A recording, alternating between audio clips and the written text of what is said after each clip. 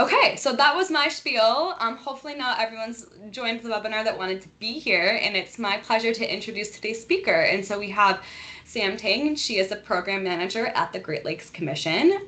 She oversees the Great Lakes Commission's Aquatic Invasive Species Program. In this role, she coordinates the Great Lakes Panel on Aquatic Nuisance Species in various invasive species collaboratives, including the Great Lakes Phragmites Collaborative, and PAMF, the Invasive Mussel Collaborative, the European Frogfoot Collaborative, and she does many, many other projects. She kind of does it all.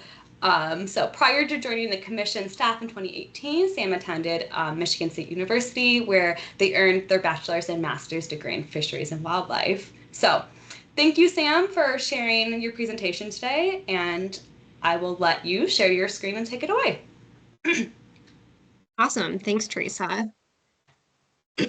Okay, well, good afternoon, everyone. I am excited to talk about AAMP, or the Active Adaptive Management Program, which is a funding program that's tied to the Phragmites Adaptive Management Framework. So that's where I'll start. But looking at the chat, I know why you're all really here, and it's for Fraggy.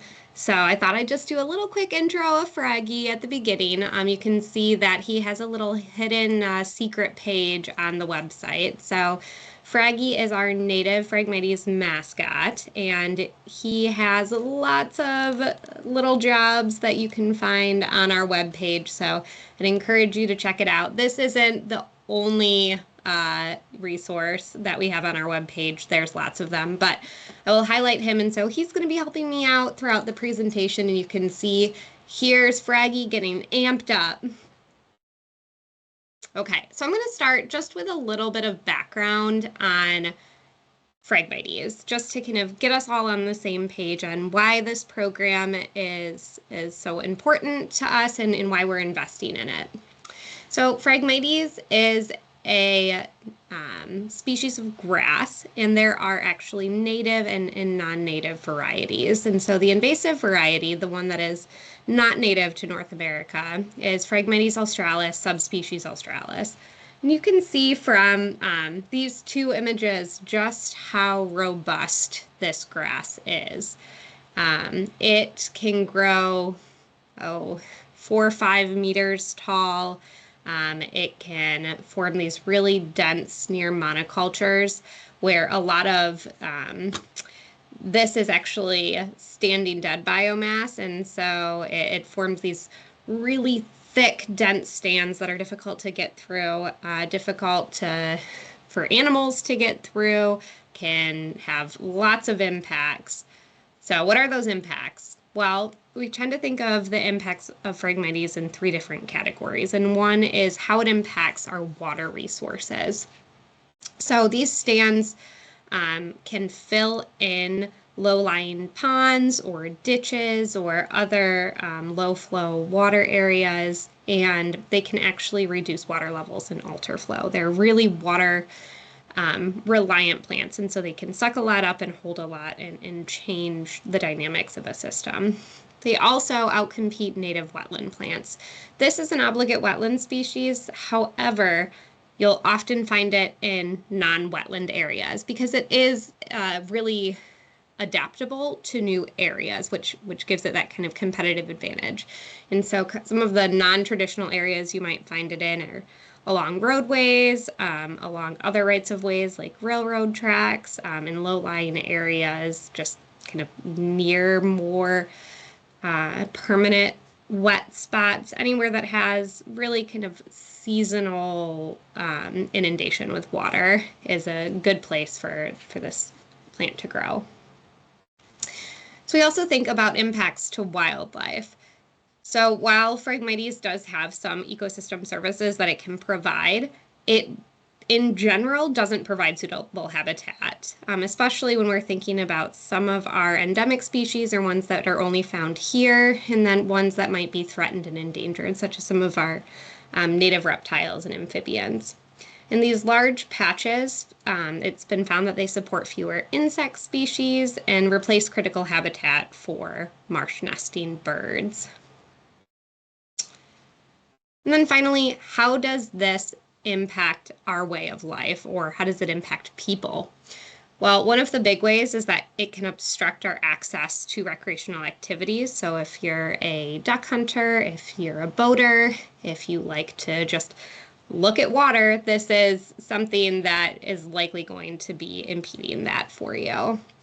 There was a study, I'm going to forget which year, but a number of years ago that actually showed that having Phragmites within so close to your property was actually going to decrease your property value or your resale value. And so if it's your home or your business, it's not something you want around.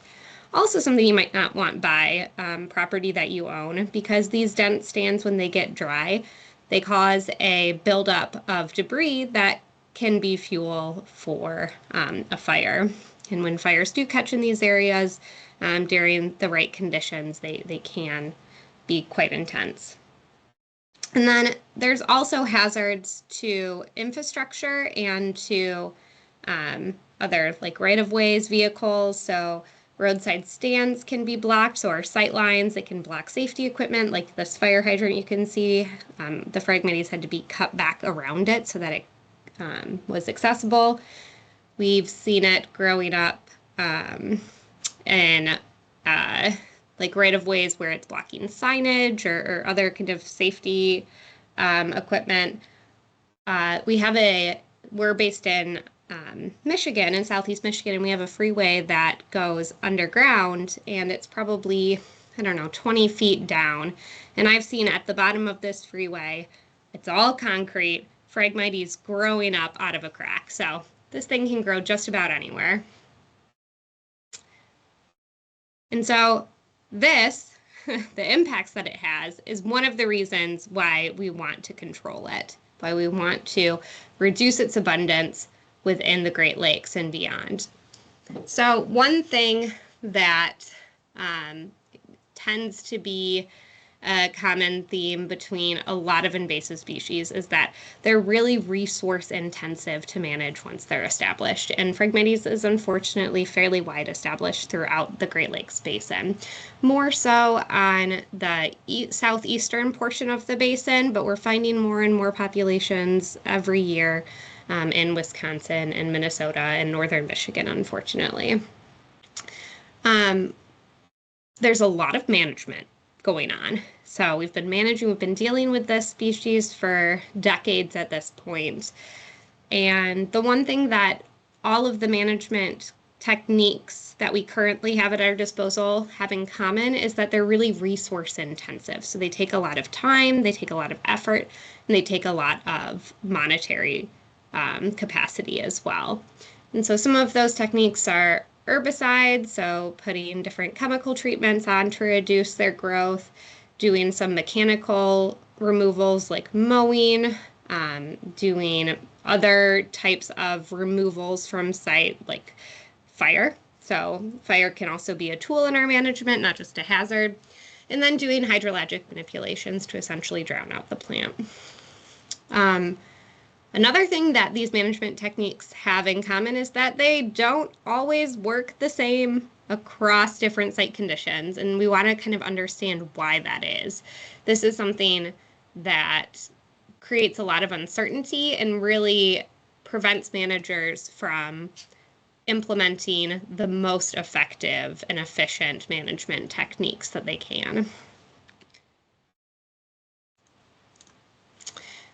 So all of those reasons are why back in 2016, 2017, a team from the Great Lakes Commission, the U.S. Geological Survey, and the University of Georgia came together to initiate PAMF, or the Phragmites Adaptive Management Framework.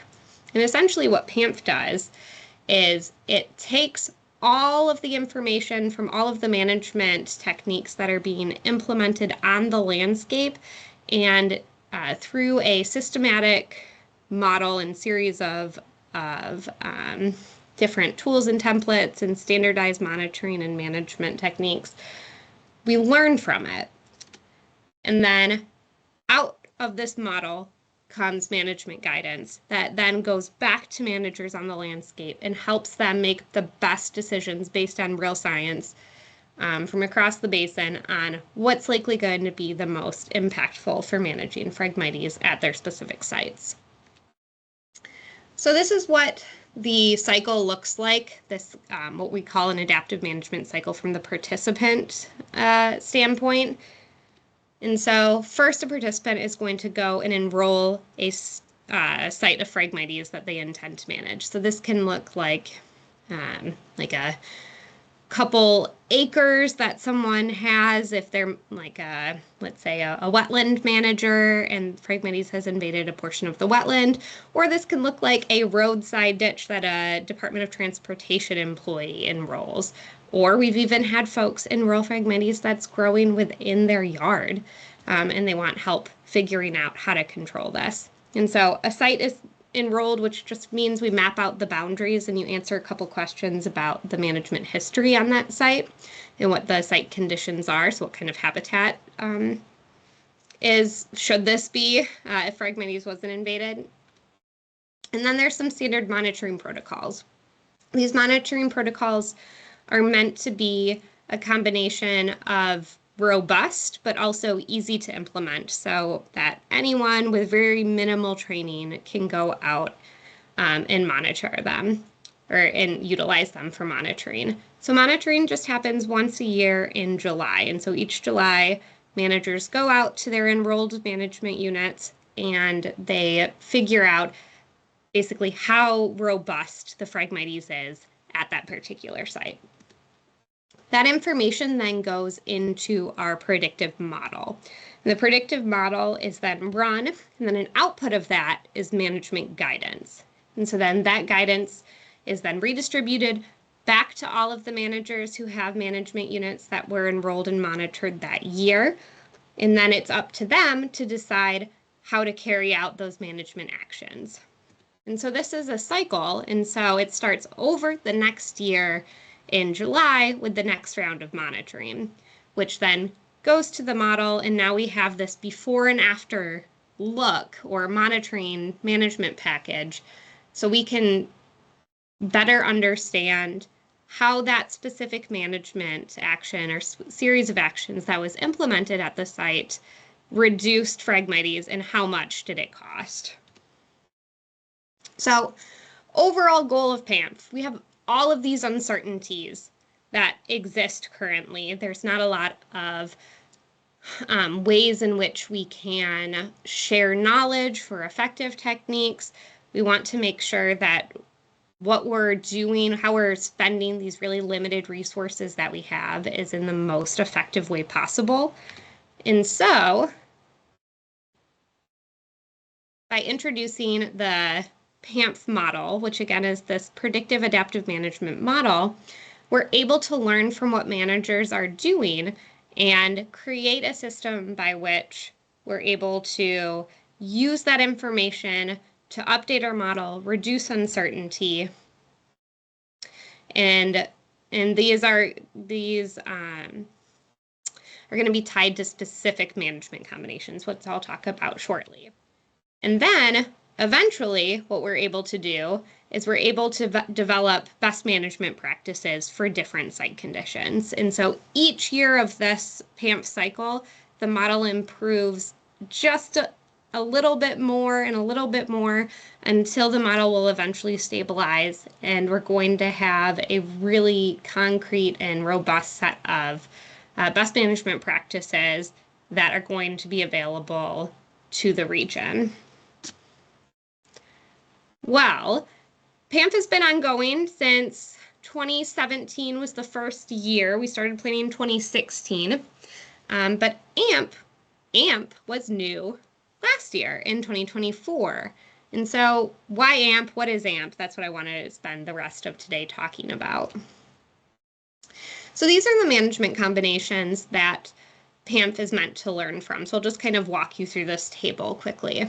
There's 3 management actions that each manager will implement throughout the year as they're going through what we call the PAMF cycle. And so first they'll start out with a translocating management action, which happens in late summer, generally August through end of October. So late summer, fall. And so these management actions, you can see there's a variety of them, but generally there's some type of herbicide action, so a glyphosate application or glyphosate plus imazapyr or just imazapyr, or there's other hydrologic manipulations like cutting underwater at a flooded site, or even spading, which is a manual removal technique where you're taking a spade and cutting Phragmites at its stem at the rhizome. So one of those actions will be implemented, and then depending on which management combination that you're following, you'll kind of go across and implement that winter or dormant phase management technique. And then do the same thing at the end of the cycle once the Phragmites emerges again the following year, and you'll implement the growing or the spring-summer management combination. So these 16 different management combinations are made up of 10 management actions that our model is meant to learn from. And how the model works, without going into too much of the nitty-gritty Bayesian math, or Taj would be able, she'd be able to explain it a little bit better if there's questions at the end about the model. How it works is that it needs information on each of these 16 management combinations to be able to converge and to be able to stabilize in a way that will allow us to pull out those best management practices. And so we need to learn about each of these combinations. But where we're at currently, or where we were at the beginning of 2024, was that we didn't have observations or data packages from the previous years of implementing PAMF on some of our combinations. So we had really good data on a handful of the management combinations. A lot of people were using these, and you can see the top one was rest, rest, rest. That was included because we wanted a way to learn from what managers were doing when they couldn't implement any management action after maybe a year or two of managing. And so this is still informative to the model, although we're not recommending a full year of rest to control or reduce Phragmites from a site. So there was really 3 management combinations, if you exclude rest, that folks were really doing. And then we had another 12 that we either had limited data on, like these first 4, or that we had no data on at all. And so this is where AAMP comes in. How can we incentivize people to implement these different management techniques so we can learn from them? So in 2024, 2025, for this current PAMF cycle that we're in right now, which begins in July of 2024 and runs through the end of July 2025, we were able to secure funding through the Great Lakes Restoration Initiative to establish this small grants program. And we have 2 years of funding. And so this is what the proposal or the funding opportunity looked like last year. And so we had a request for proposals that went out between March 11th and April 12th of last year. It went out, it was widely distributed. We had a task force that helped pull this all together, and we were able to distribute it widely throughout the states within the province to eligible applicants. And those who are eligible for funding would include state agencies, tribal or indigenous partners and agencies, local units of government, so like a city or a township, lake associations or watershed protection groups, nonprofits, universities, colleges, and conservation groups. That's not an exhaustive list, but it's essentially anyone part of an organization that is not-for-profit or focused on conservation. So individuals and industry aren't eligible, but if they partner with one of these eligible organizations, then there is the potential to do some management on the land. So we had a total of $390,000 available last year, and we anticipated that those grants were going to range between $5,000 and $30,000 to implement management.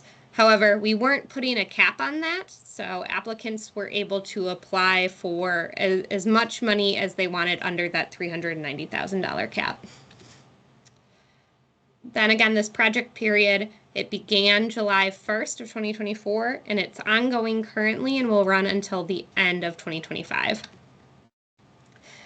Since this is Great Lakes Restoration Initiative, which is U.S. federal funding, the projects are restricted to within the U.S. side of the Great Lakes Basin. So unfortunately, this funding isn't available to our provincial partners. However, there is I would say, a similar funding opportunity for those of you who might be in Ontario that you can take advantage of, and we are happy to provide more information on if you're interested.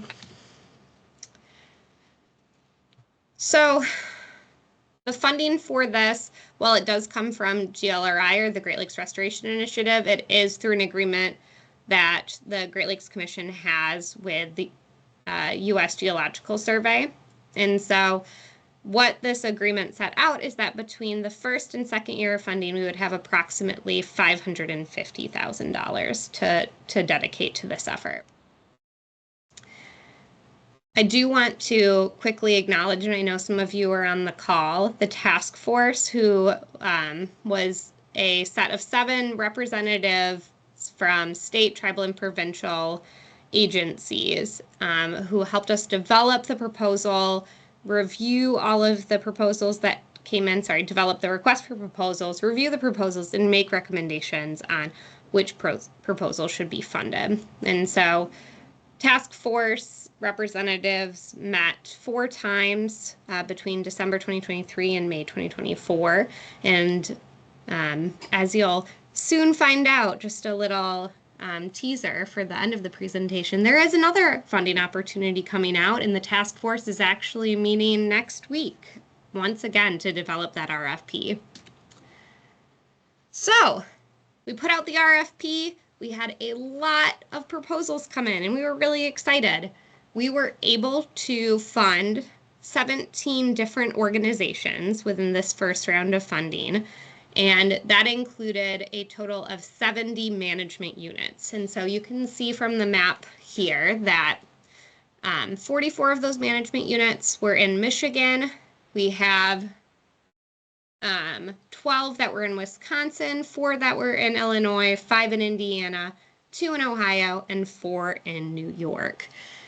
A total of 138 acres was enrolled through this and is currently being managed through this funding opportunity. And we were able to distribute almost $240,000 in funds that first year.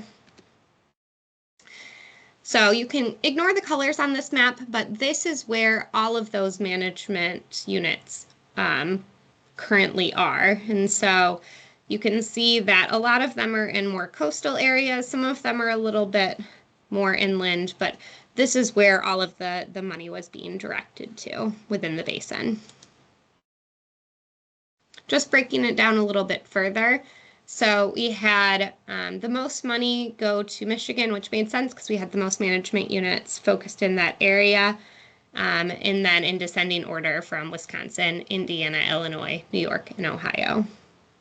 So that was exciting. 6 different states were able to have projects funded.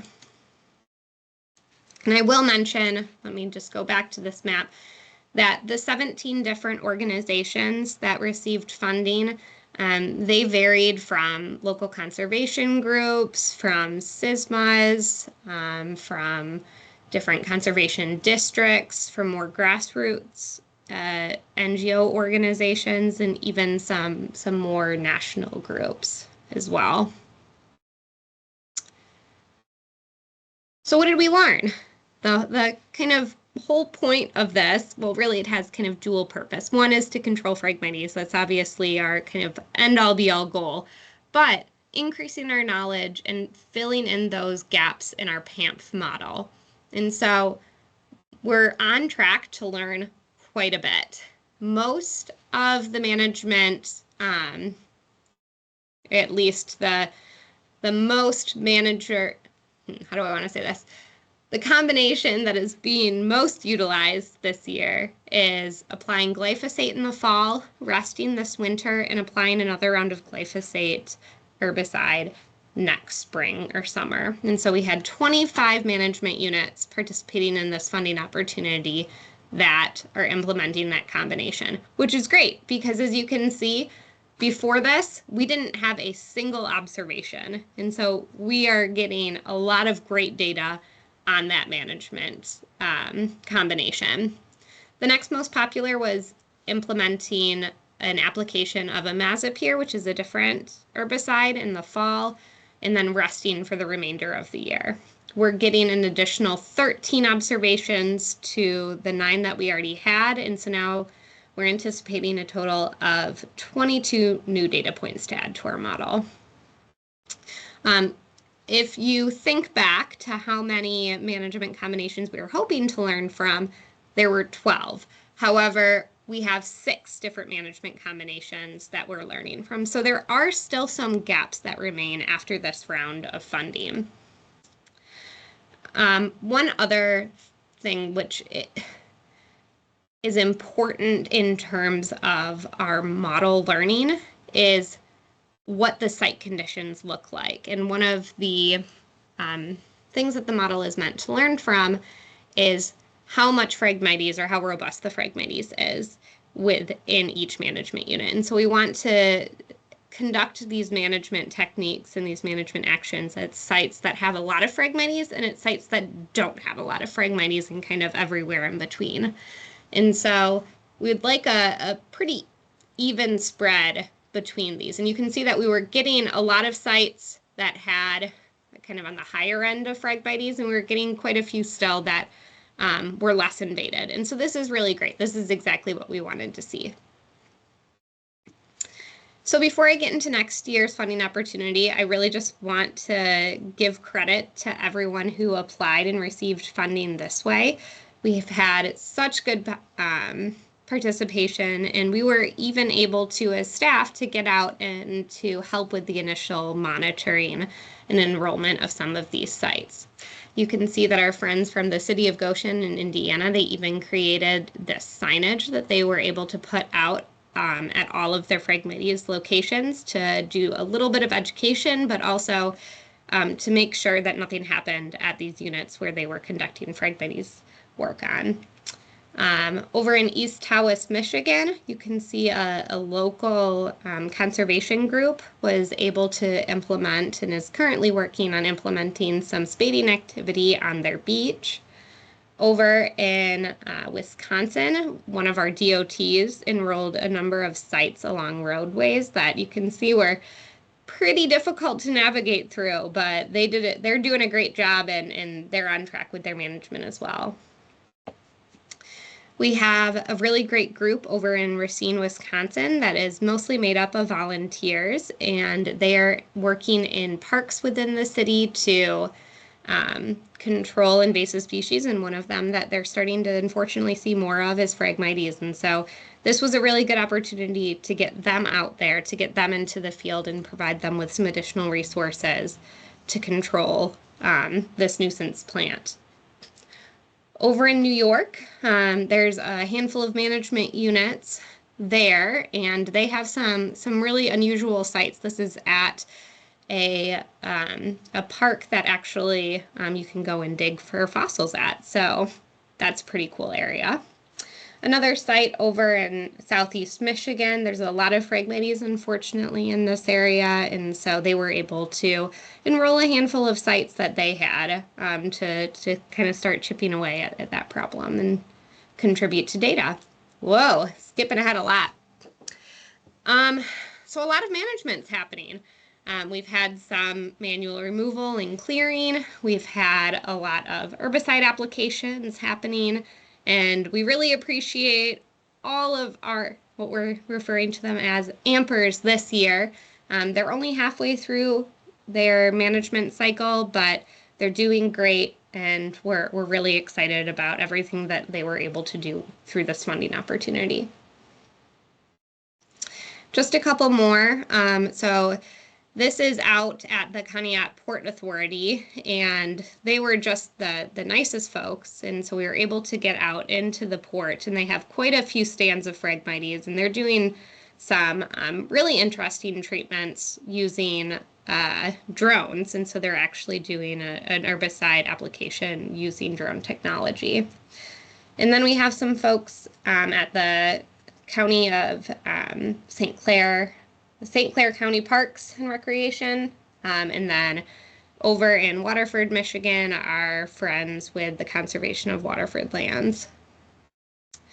So now to round 2, exciting. I'm really glad that we have additional funding to continue this opportunity in 2025. And so we're going to be back. It's going to be a really similar funding opportunity with just a couple of variations from last year. So if you're familiar with this program and you looked at the request for proposals last year, know that another updated version is coming. So this is what I expect, with the caveat that our task force isn't meeting until next week, and so we're not going to have a finalized version until the middle of March of the request for proposal that will go out. But I anticipate that proposal getting released March 19th. So if you want to follow along, I'd say mark your calendars. You're more than welcome to reach out to us over email, or if you visit the collaborative website, on there's a way for you to subscribe to our listserv and to our newsletter, and we will be promoting this opportunity widely that way. So that proposal period will be open for 5 weeks. And it will be due April 20th. Same eligibility for applicants, so we're still looking to fund state, tribal, and local units of government, those like lake associations, watershed protection groups, nonprofits, universities, colleges, conservation groups. We are projecting right now that we will have approximately $315,000 available for small grants. So this is more than we awarded last year. And again, the anticipated range is between $5,000 and $30,000. And I will say that the grant proposals that we received last year, for the most part, fit within this range, somewhere on the lower end and somewhere a little bit above the $30,000 mark. Project period is going to remain the same, so it starts this upcoming July 1st, and then will run through July 31st of 2026. And then same limitation, unfortunately, not available to our Canadian partners. However, anyone within the Great Lakes Basin is welcome to apply. If you are in a surrounding watershed, so you're not technically within the basin boundary, but you're in an adjoining or nearby watershed in one of the Great Lakes states, we'd still encourage you to apply. There are still opportunities for you to receive funding through this grant opportunity. Here's the biggest difference between last year and this year is our priority combinations are going to be a little bit different. So there's still 12 eligible management combinations that you can include in your proposals. However, we have 2 different tiers. And so tier 1 contains 9 different management combinations that are going to receive priority for funding. And tier 2 is going to only receive funding if we have money after reviewing all tier 1 applications. And so we're doing this because we did get, if you remember back, we did get a lot of observations on these 3 management combinations. Like we got, I think it was 25 management units currently implementing glyphosate, rust glyphosate. And so we're doing better. We have data. We're kind of closing that gap on what we need. But more data is always better. So we're going to prioritize this top 9, which you can see does include a lot of hydrologic manipulation, so cutting underwater or flooding or preparing for a flood and then followed by flooding. And so if anyone is able to implement these hydrologic management actions, really encourage you to apply for funding because those are going to be our top priority. Those are the ones that we're really looking for. We will have an informational meeting. I believe it is, let me just confirm.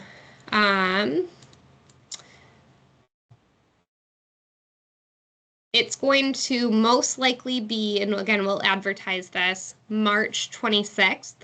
And this will be a informational webinar that's going to walk through the request for proposal.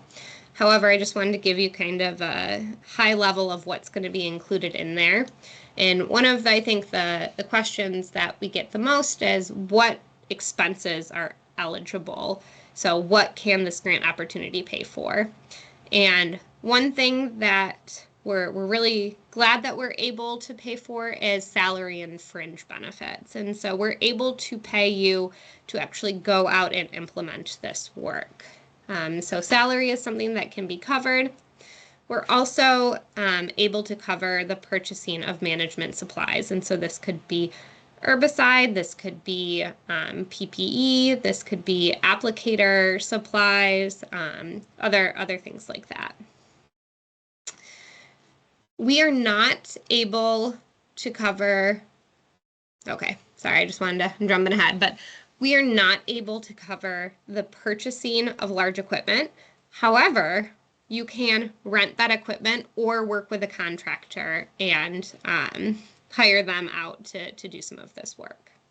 There is also travel that can be included if you have management units that are far away from each other, far away from where you're based. You're still able to include some of that time in those travel expenses. And then we will cover indirect costs. However, they are limited to 25% of salary and fringe benefits, and only for those who have an approved NCRA. One of the really exciting opportunities that we were able to link with this funding opportunity last year was genetic testing. And so we worked with the Oakland University, which is based in Southeast Michigan, to provide free genetic testing for all Phragmites stands that were included in selected proposals. So all management units last year underwent genetic testing to verify that they were indeed non-native Phragmites and not native Phragmites.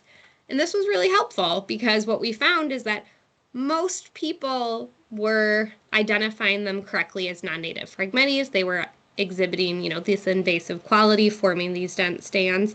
But we did have a couple of sites come back and they were actually native. And we don't want to manage native Phragmites. One, we want to protect our native plants. And two, it's not really informative to our model to understand how native Phragmites reacts because it is a different subspecies and it is going to respond differently to these management techniques. And so to make sure that we're learning just about invasive Phragmites and that's what our best management practices are going to be tailored around, we want to make sure that that's what we're controlling with this grant opportunity. And so this is something that we're working with Oakland University on again. So I'm really grateful to them that they're willing to do that with us. So every management unit that is new this year will be able to participate in this, and all they have to do is just take a leaf sample in the early growing season, and that's kind of the last step before we initiate contracts. So here's what the timeline for AMP looks like. Grants will be issued and contracts, I suppose, will be issued in June of this year. And then the first round of monitoring and reporting begins in July. Then folks have about 3 months to implement their first translocating action, about 5 months during the dormant phase to implement their dormant phase management action, and then 3 months or so to implement that growing phase management action. And then there'll be another round of monitoring that occurs next July. One other exciting thing that I wanted to call out and this is not only available to our AAMP recipients, but anyone who participates in PAMF, is that we now have a PAMF Field Maps app. And so this app is going to allow participants to seamlessly enroll management units using a GPS polygon feature, and then also submit monitoring data in the field. This is something new that we haven't had in previous years, and I think is going to fill a really big gap in need that we've keep hearing from participants over time. So if you are interested in utilizing this, if you already are engaged in PAMF, or if you are thinking about either submitting a proposal or just participating in the program, we would love to get you connected with this. Even if you don't already have a Esri collector account, we are offering limited collector accounts for free to those folks who apply. So how can you get involved? Like I said, there are lots of resources on the website. I would encourage everyone to enroll or sign up for our listserv or our newsletter. You can also reach out to us. There's 2 emails that go to different boxes, but either one will reach us. So one is phragmites@glc.org and the other is pamf@glc.org. And so please reach out with any questions. But Teresa, I think we have a little bit of time. If anyone has questions now, I'm happy to answer them. Awesome. Thank you, Sam. I think we have like a question slide. Also, my cat's here. I think this cat really just loves the sound of Sam's voice. And like anytime she talks, like she needs to know what's going on. Yeah, so thank you, Sam. And please put any questions you have in the Q&A function or the chat function, and we'll read them. I know we have like 10 minutes left, so if there's a question that you have for Sam and you need to hop off and you don't have time to type it, her email is on the screen, and so feel free to email her a question, or you can send an email to either the phragmites@glc.org email address as well, and we'll get back to you. So,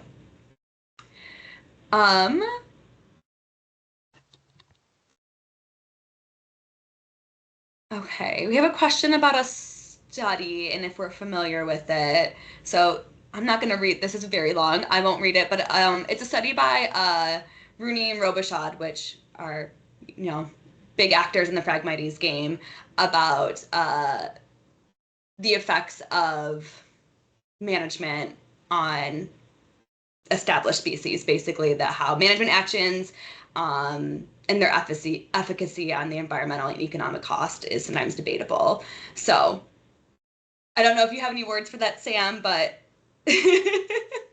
Yeah, I will keep my comments brief on it. I am aware of that study and the great work that lab actually does in Ontario. Since we are a federally funded program, we are very careful not to recommend or promote the use of any particular management combination. We are really just trying to learn from what is already happening on the landscape. And so we're not advocating for the use of herbicide, nor are we saying that you should not use herbicide.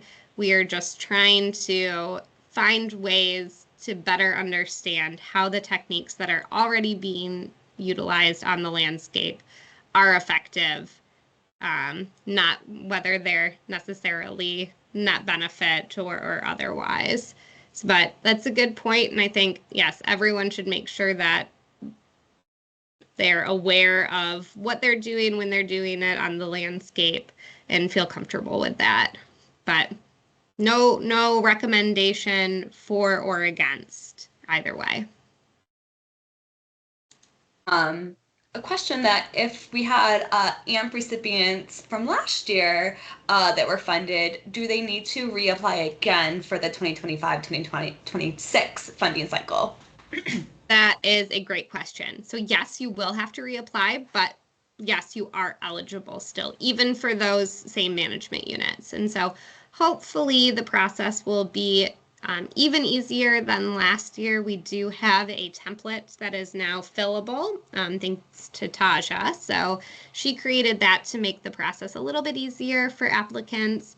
And we need largely the same information. So hopefully it's more or less a copy paste if you're interested in submitting a proposal to fund the same sites that you're currently managing. I have a kind of follow-up question from Kristen that I think is very similar. For those who are in the first round of funding, will be able to switch management combos for the same management unit. So like round 2, can you do a different management combination, or is it better to stick with the same combination for year 2? Great question, Kristen. So I would say we are going to prioritize based on, and you have a different screen up. Well, it will be out in the RFP based on that tier 1 of management combinations. So that 9 management combinations included in tier 1. So if you're able to switch to one of those, then you'll be given that first round of priority to receive funding. However, I do anticipate us still having enough funding to fund those remaining 3 tier 2 management combinations as well. Okay. And this more a larger question is what formulation of glyphosate is being used? We don't endorse any specific form of glyphosate, but if we have any knowledge on what's the most common. Yeah, I'm not sure what the most common product is that's being used. And so all of the glyphosate that is included in our model to track is glyphosate that's been approved for aquatic use. And so that's really important, is that you have a product that is approved and licensed for aquatic use within your jurisdiction. There are a variety of different trade names and a variety of different implementation techniques for applying herbicide. However, our recommendation is always follow what the label says and use it as it's registered to control Phragmites. And I would say many, not just AAMP, but many of our PAMF participants too, will contract out, and so they go with like their contractor's recommendation. And I apologize, I don't know if I'm going to pronounce this word correctly, but why is the use? Is it triclopyr? Oh, triclopyr. Triclopyr. Thank you, Sam. Not included as one of the recommendations in the program. Great question. Triclopyr is generally used to control woody species, and Phragmites being a grass, that wouldn't be necessarily one of the most common uses for it. You'll notice that we have some other management combinations or techniques left off. There is evidence that tarping might be effective. Grazing has been used to control Phragmites. We didn't include every possible management technique and combination of technique within the PAMF program and thus within the AAMP program.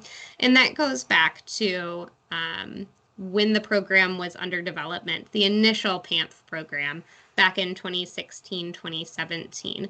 We needed to focus in to increase the speed of our learning. So we limited ourselves to 10 management combinations that our technical working group, who were the kind of brains behind the whole operation, what they thought was going to be a combination of the most utilized and the most effective techniques out there. And so it certainly is not meant to track any and everything that's being implemented, but a subset of that is predicted to be most effective.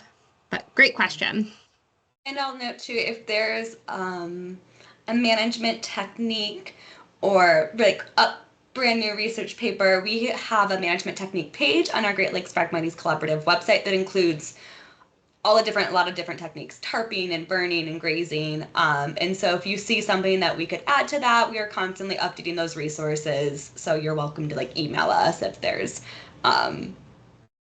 resources that show that a different, a management technique or herbicide is really effective. So let's see.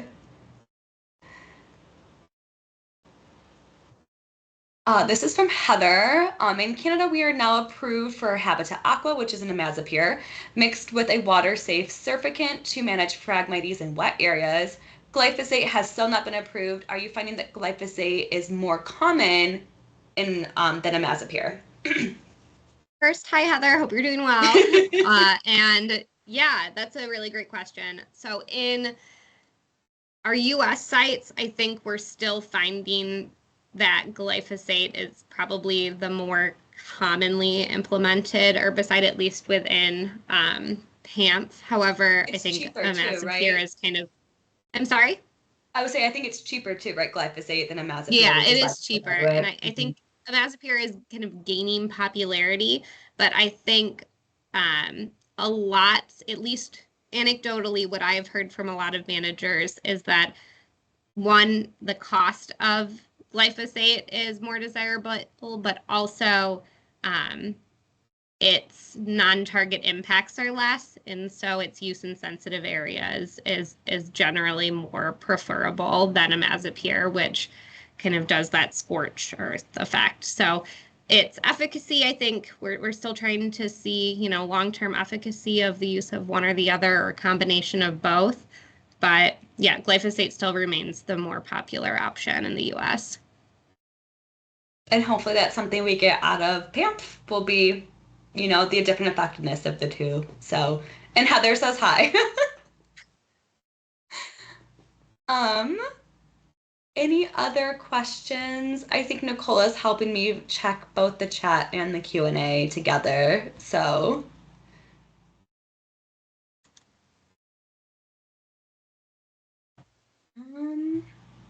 I think you might be good. And I do know it's 2:00. So I'll wrap this up. I just want to say that if you wanted to come back to this webinar and rewatch some of the presentation, there was some information you missed, or you want to share it with anybody, it will be uploaded to our website and YouTube page soon, and we'll share out that link with you all when it's uploaded so you can share it with like colleagues who may be interested.